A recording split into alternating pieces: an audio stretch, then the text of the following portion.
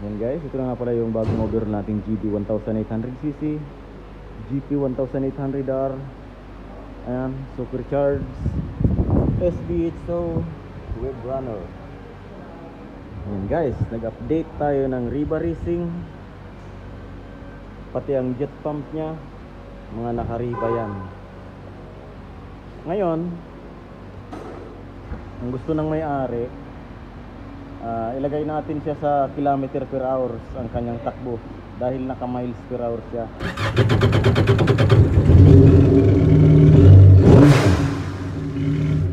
Medyo hard starting guys kasi may injector tayong dito, may leak ang injector na to. Nag-order ako ng bago. Ngayon, pag dumating yun, papalitan natin ito. Pag leak kasi ang injector guys, hard starting yan. Ngayon guys, paano i-transfer ang yan, yung miles per hours na yan, paano gawing kilometer per hour? Yan, ganito lang yan guys. I-switch on nyo, switch on, tapos dito i-press nyo yan guys ng 3 seconds. Press, long press 3 seconds. 1, 2, 3, bitaw. Sunod 1, 2, 3, bitaw.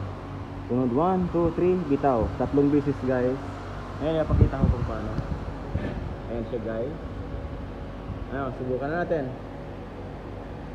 1, 2, 3. 1, 2, 3. 1, 2, 3. Ayan, kilometer per hours na siya. Okay. Ganun lang yan guys, kadali. Ayan. Ayan na siya.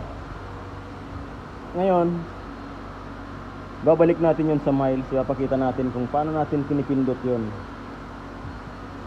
Pahingahan lang muna natin ng ilang segundo para mag-reset ang computer. Ayan. Ayan na guys. Babalik ulit natin sa miles per hour. Ipapakita natin kung paano. Ayan. Mga kilometer per hour yan guys. Dito yun yung sinasabi ko. 1, 2, 3. 1, 2, 3. 1, 2, 3. Ayan na guys, miles per hour na siya ulit. Miles per hour. Pero ibabalik natin yan sa kilometer dahil gusto ng may-ari kilometer per hour. Ayan guys, hanggang dito lang ang ating video. Maraming salamat sa panonood. Bye bye.